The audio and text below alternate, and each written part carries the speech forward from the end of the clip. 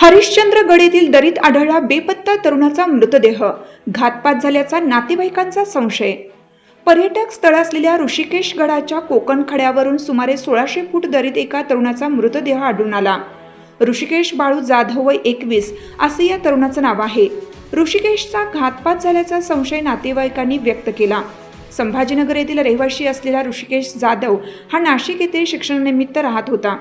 सोमवारी दिनांक 10 रोजी ऋषिकेशशी फोनवरून संपर्क न झाल्याने आई वडील नाशिकला आले। त्यानंतर त्यांनी त्याचा त्या ठिकाणी शोध घेतला। तो मिळून न आल्याने त्यांनी आडगाव पोलीस ठाण्यात धाव घेत मंगळवार दिनांक 11 रोजी तो बेपत्ता असल्याची त्यांनी तक्रार दाखल केली। त्याच्या मित्रांकडे नातेवाईकांनी चौकशी केली असता मित्रांनी तो मोटरसायकलवरून हरिश्चंद्र गडाकडे गेला असल्याचे सांगितले। त्यानंतर राजूर पोलिसांसह ऋषिकेशच्या नातेवाईकांनी हरिश्चंद्र गडाकडे ऋषिकेशचा शोध घेण्याचा प्रयत्न केला असता त्या ठिकाणी एक मोटरसायकल पार्किंग केल्याचं दिसून आलं। त्यानंतर त्यांनी हरिश्चंद्र गडाचा परिसर व कोकणकडा परिसरात ऋषिकेशचा शोध घेतला असता कोकणकड्याच्या 1600 फूट खोल दरीमध्ये एक मृतदेह आढळून आला।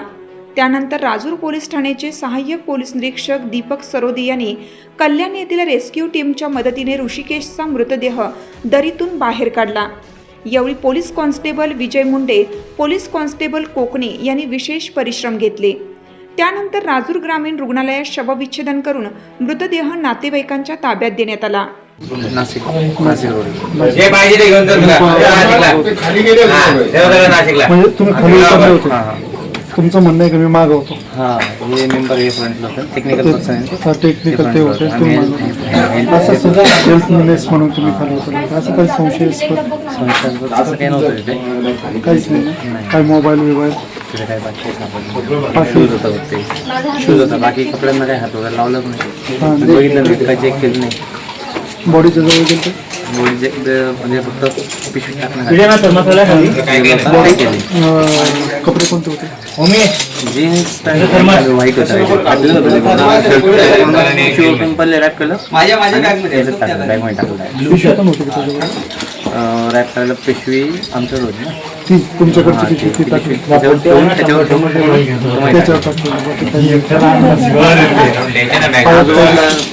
एक शूज पडले होता, पण त्यांच्या पायात लक्ष नाही दिलं। दिसतंय काही शूज होते का काही एवढं नाही। बॉडी सडलेली ना पूर्ण पूर्ण आया होत्या पूर्ण बॉडीवरती, त्याच्यामुळे ते बघायची इच्छा झाली नाही। तरी अंदाजले तू हे झाले असं बॉडी पूर्ण सडली होती, आया होते पूर्ण बॉडी। कधी बसलं मेसिंग घेऊ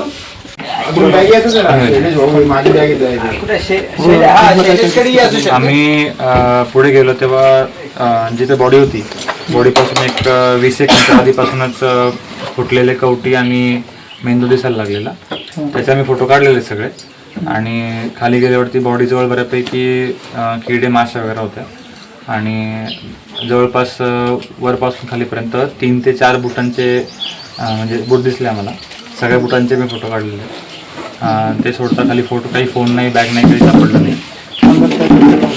अंगात एक बनियान होतं, व्हाईट कलरचं शर्ट होतं आणि सॉक्स घातले होते आणि एक निळ्या रंगाची नेव्ही ब्लू कलरची पॅन्ट होती।